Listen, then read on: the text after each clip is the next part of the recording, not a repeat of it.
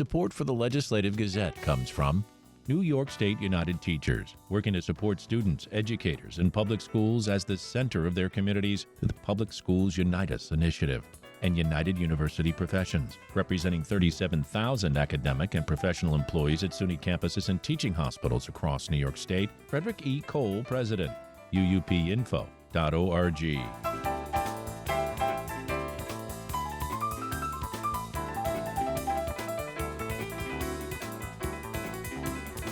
New York State Assembly Speaker Carl Heastie threw cold water on a bill this week that would require major energy companies to pay for climate change remediation, saying the measure would ultimately result in higher costs for utility ratepayers. The Legislative Gazette's Karen DeWitt reports.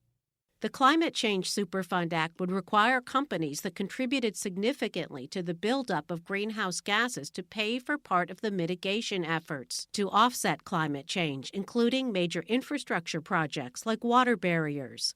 The measure was approved in the state Senate, but it stalled in the Assembly. Speaker Carl Heastie says he's concerned that it would result in higher utility prices, as the energy companies would pass down the costs of the new requirements to ratepayers. I've never in my life seen corporations choose the ratepayer over the stockholder. So, asking these companies to pay more, it's going to be, of course, taken out on the ratepayer. Other environmental bills under consideration in the final days of the session include the New York Heat Act. It would ban gas companies from charging ratepayers for new gas line hookups, and a requirement that plastics packaging be reduced by 50% in the coming years. Heastie says he's talking with the Senate and Governor Kathy Hochul's staff to try to reach an agreement. The Senate is said to be considering a change that would require just a 30% reduction in plastic packaging. Heastie says the Assembly hasn't agreed to that, though discussions continue. But the Speaker says it's likely that some environmentally friendly measures will be approved. We do want to do some environmental things. The session is scheduled to end June 7th. That was the Legislative Gazette's Karen DeWitt, who is about to retire after 34 years as the Capitol Bureau Chief and correspondent for the New York Public News Network.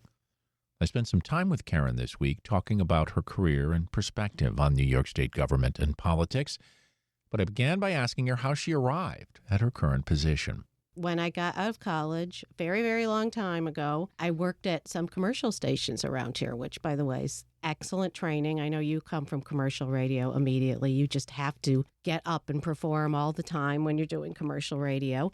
And, I was attracted to the Capitol. Those were the days of Mario Cuomo, the Assembly Speaker Stanley Fink. I think that Ed Koch was mayor of New York City then and would come up to Albany. And it just seemed like this cool place with larger-than-life people. Mario Cuomo was a national figure, and I was always interested in politics. And you know what? I couldn't get in the front door, so I got in the back door. A stringer job opened for 1010 Wins, the powerhouse all-news station. Oh, yeah. And I took that job and started writing for magazines, including Metroland. If people listening probably remember Metroland, Adirondack Life. What about the Knickerbocker News? I never wrote for the Knickerbocker News, but they were certainly influential in the day. Everybody read them when they came out at 2 p.m. in the afternoon, right? And in 1990, the public radio job opened. Someone else had started the Bureau. It was only 2 years old. We had 4 stations. I don't think WAMC was even one of them then. I think it was WXXI in Rochester, where I had an internship in college, and Buffalo, Binghamton, and WMHT, who did news in those days.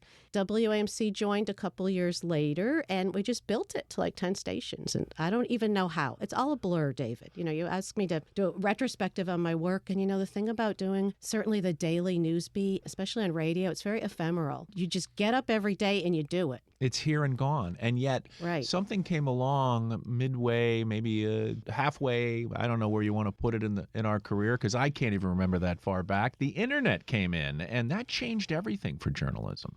That's right. In some ways, the politicians could get around us, so that's changed. We have less access. And actually, we have all, as journalists, had to work a lot harder. We have to know how to spell. Yes. We have to work with video now. Right. I did forget how to spell for about 20 years because it was all on the radio. But why journalism for you, Karen? Is it because you had an interest in politics? What was it that drew you to this field? Well, I guess I would have to say, why not? Because I actually never wanted to do anything else. It's been the easiest decision in my whole life. We had a television station at our high school, Burnt Hills Ballston Lake High School, with the great late Dandy Nicola, who was our teacher, very inspirational person. There's a lot of people in media in this area still because of his influence.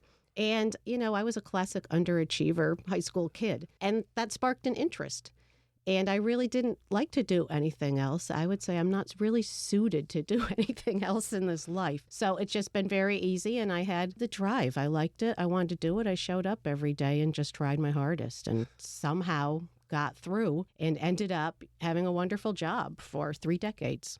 And you joined the Capitol Bureau at a time when you were one of the only women. That's right. The Legislative Correspondents Association, the LCA, has really changed a lot. When I was there, there'd be, most years, maybe 2 or 3 women at the most. Sometimes I'd be the only one. It was really a man's world and really mostly a white male, middle-aged at that time. It seemed that way to me world. But, you adapt. Honestly, I liked working with the guys. Nobody gets into too much personal business at work. They would mostly sit around and just make fun of the politicians. Like everything's a little bit sarcastic, a bit cynical. So I don't know. That's certainly shaped my personality. But these days, there's a lot of women, a lot of young women who are doing it. And it's changed the culture, and it's great, actually.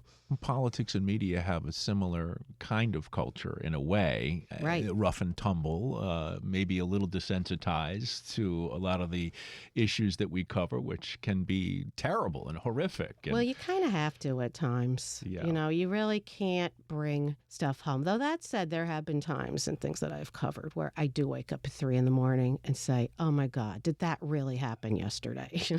Well, let's talk about one of those moments for a moment. I mean, you had a governor and Eliot Spitzer, described as a white horse coming in at the time that he came in. He wanted to clean up Albany, and then one day you're rubbing your eyes and there's a headline in the New York Times that says he's been arrested in a prostitution sting. Right. I couldn't even believe it. I thought it said he had arrested somebody in a prostitution sting, and I wondered why the governor would be involved in that. Right, because he used to be attorney general and he was going around, busting prostitution rings. No, that was one of the most shocking days. I mean, we knew that it was a little bit rough with Eliot as governor, but people really liked him. In fact, confession here, I was offered a job in the Spitzer administration, and I actually thought about it for 6 whole seconds, which is the longest I've ever thought about leaving journalism. Then I was like, nah. What do they want you to do, communications? Yeah, it was like one of the agencies, communications. But I did think about it for like 6 whole seconds, which I guess shows that everybody thought well of him and just did not expect that he would, really do something that reckless to ruin his career like that.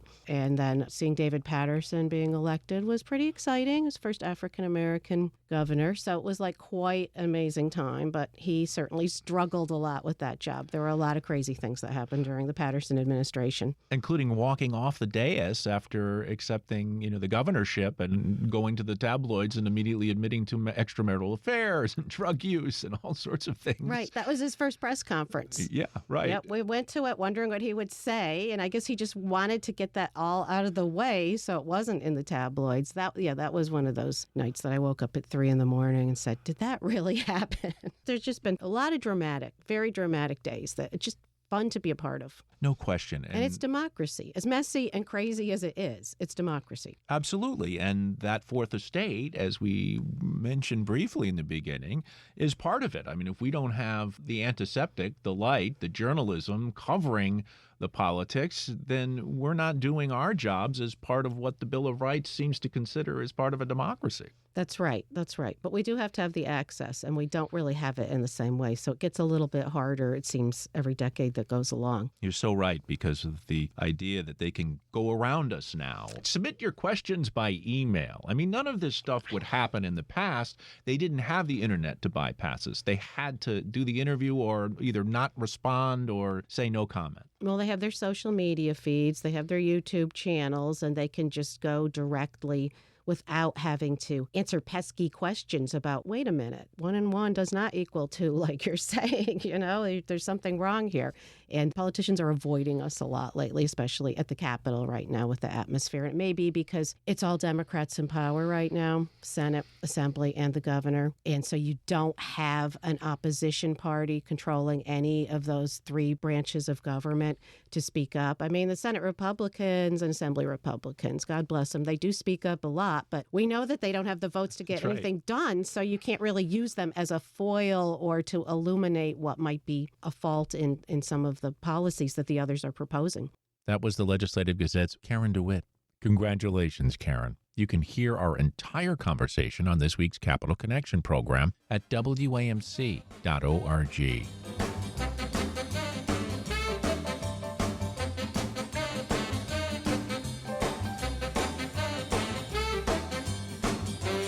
You are listening to the Legislative Gazette, a program about New York State government and politics.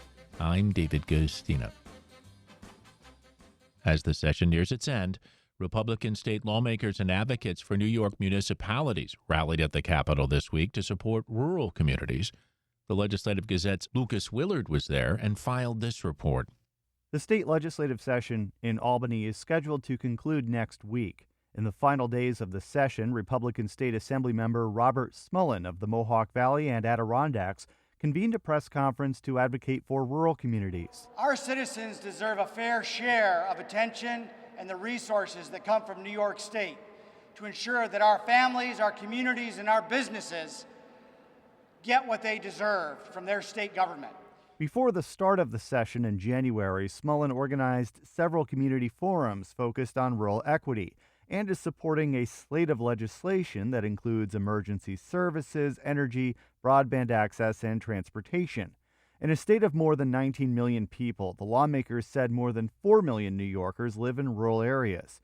Joining the lawmakers was Executive Director of the New York State Association of Towns and outgoing Republican Glenville Town Supervisor Chris Ketzley. Ketzley spoke in support of Smullen's legislation to create a Rural Equity Assistance Program.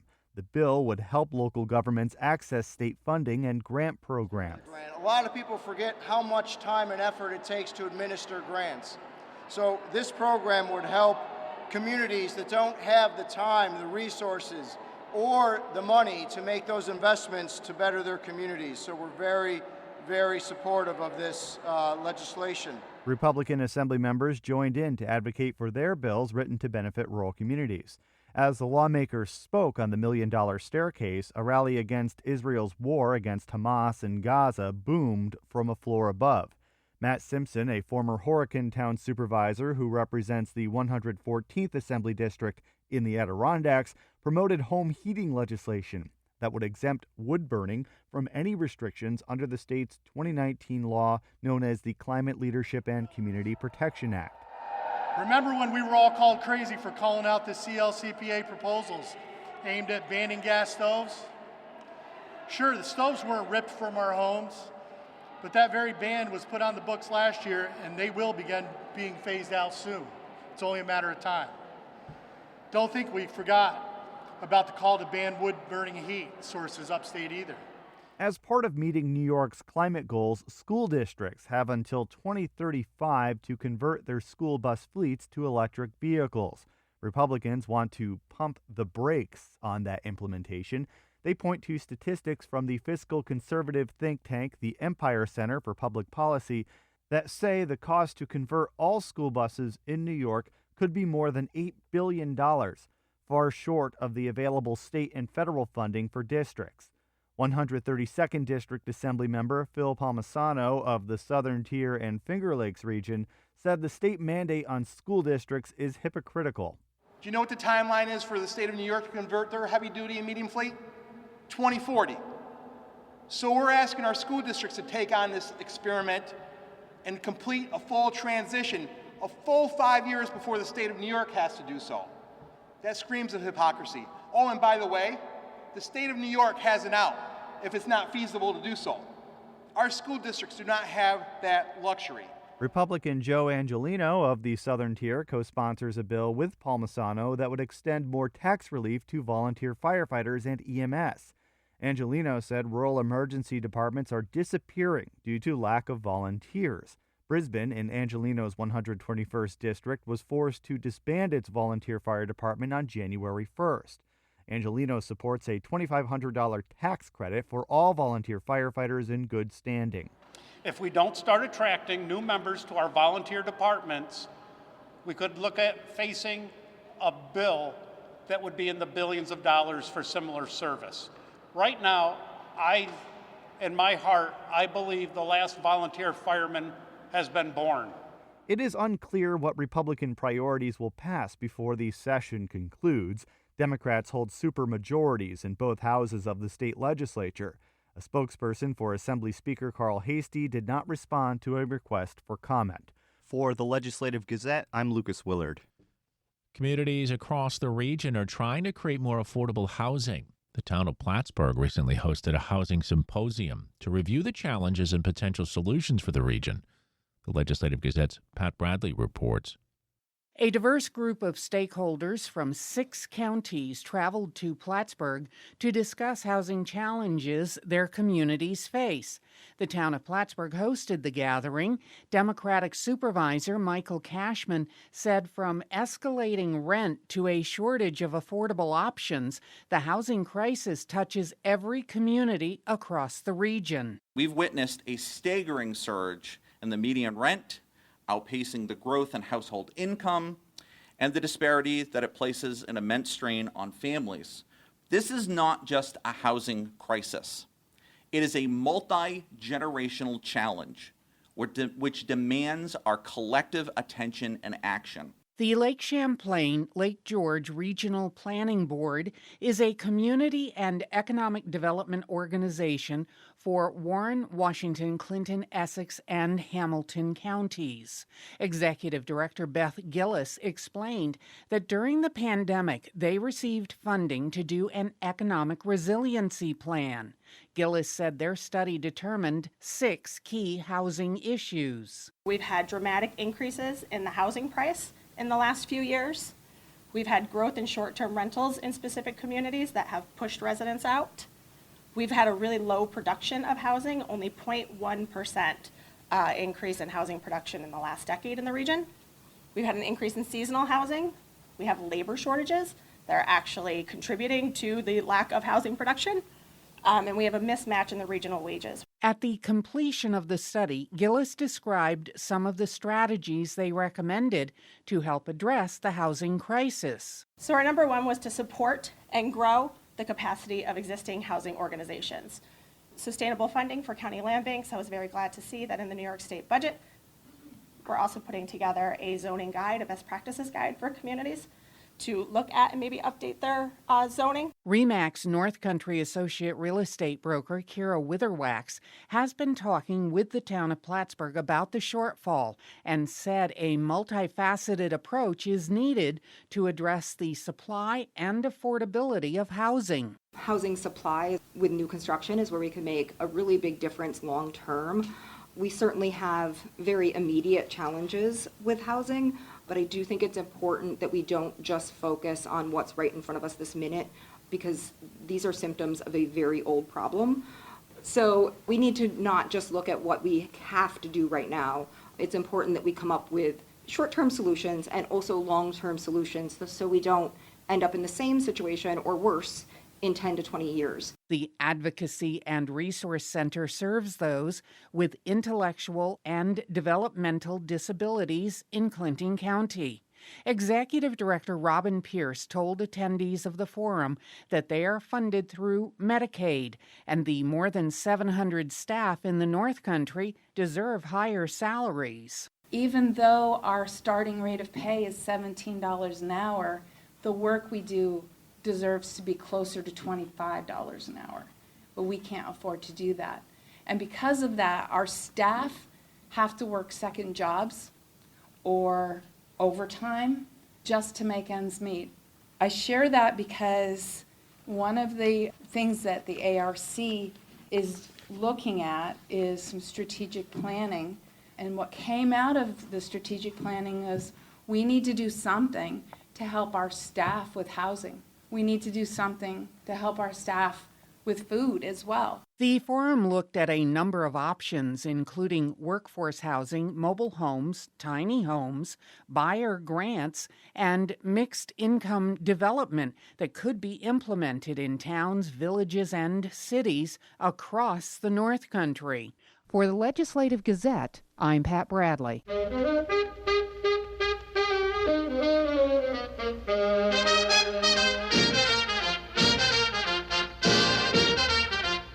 You are listening to the Legislative Gazette, a program about New York State government and politics. I'm David Gustina. This week, I sat down with Kevin Owens, President and CEO of NYSTEC, New York State Technology Enterprise Corporation, a self-described independent nonprofit technology consulting company headquartered in Rome, New York, with offices in Albany and New York City. It was created in 1996 to facilitate the transfer of technology, innovation, and expertise between the public and private sectors in support of economic development across the state. NYSTEC will host its 7th annual Population Health Innovation Summit, a free public event at the Albany Capitol Center June 6, 2024. I began by asking Kevin what people can expect. Population health and, the experts we have coming, they really kind of study and focus to improve the health outcomes of groups of people by looking at the social and environmental determinants of health, as well as the policies, programs, and innovations that link all of that together. So we look to bring experts across the field who are working, perhaps maybe they're working on a smaller project at this point. Some of them are county-based, some of them are regionally based, some of them are state-based, and some obviously have national exposure. But we look to provide those opportunities for presenters themselves as well as the participants to kind of have that epiphany of, oh, that's a great program. Is this possible that I could utilize this? Is it scalable that I could bring it back to my community? Can I make that connection with this expert and learn more about it? So again, I can bring this back into my care setting or my community as a provider or a healthcare provider. We found over the last 7 years that, as we've grown, bringing all these experts together really provides a benefit. And also as a nonprofit consulting firm, I feel like it's my responsibility to kind of bring these pieces of information back to the community as part of my role of being a nonprofit consulting firm. I don't know how you might answer this question, but obviously we're seeing right now this issue of staffing levels in hospitals and the idea of patients not getting the quality care because of that. We're even seeing strikes among nursing unions because of that in certain areas.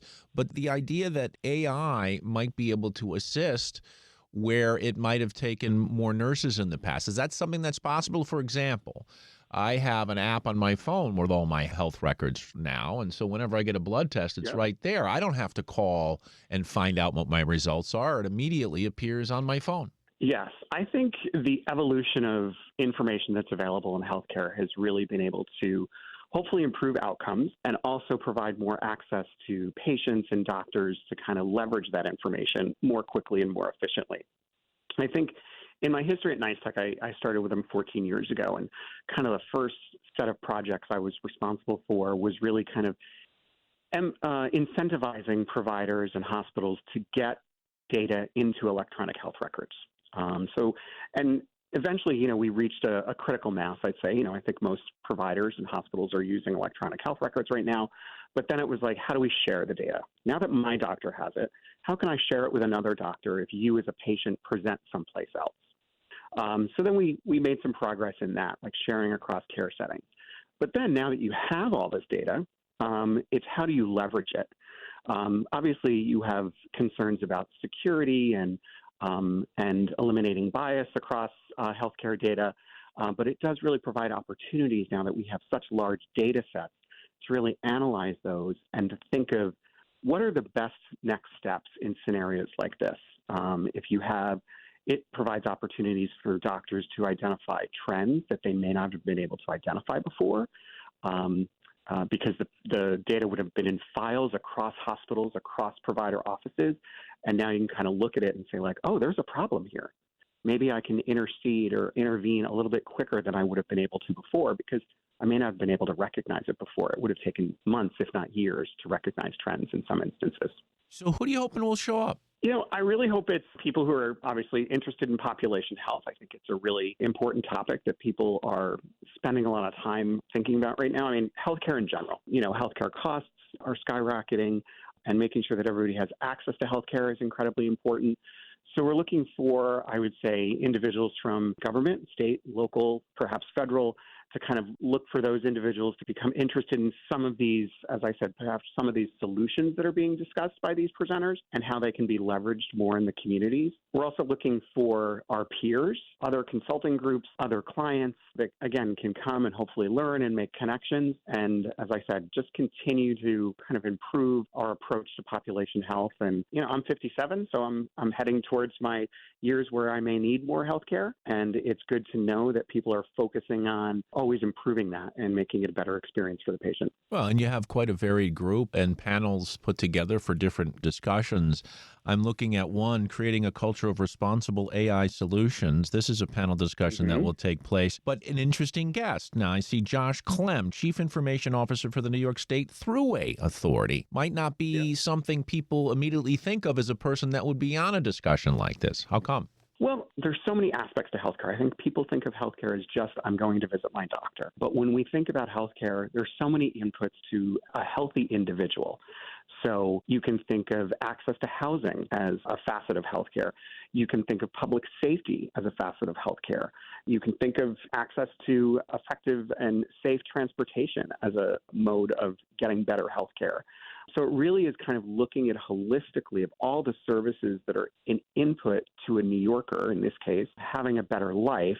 And that really all intervenes with healthcare. That's Kevin Owens, President and CEO of NYSTEC. The 7th Annual Population Health Innovation Summit runs from 8:15 a.m. to 5:30 p.m. Thursday, June 6th. Registration is open and is a free in-person public event. And that about does it for this week's show. The Legislative Gazette is a production of WAMC Northeast Public Radio. We had help from the New York Public News Network. You can listen to the Legislative Gazette anytime at WAMCpodcast.org or anywhere you get your podcasts. Look for program number 2422. And join us again next week at this same time for more news on New York State government and politics. For the Legislative Gazette, I'm David Gustina. Support for the Legislative Gazette comes from United University Professions, representing 37,000 academic and professional employees at SUNY campuses and teaching hospitals across New York State. Frederick E. Cole, President. UUPinfo.org.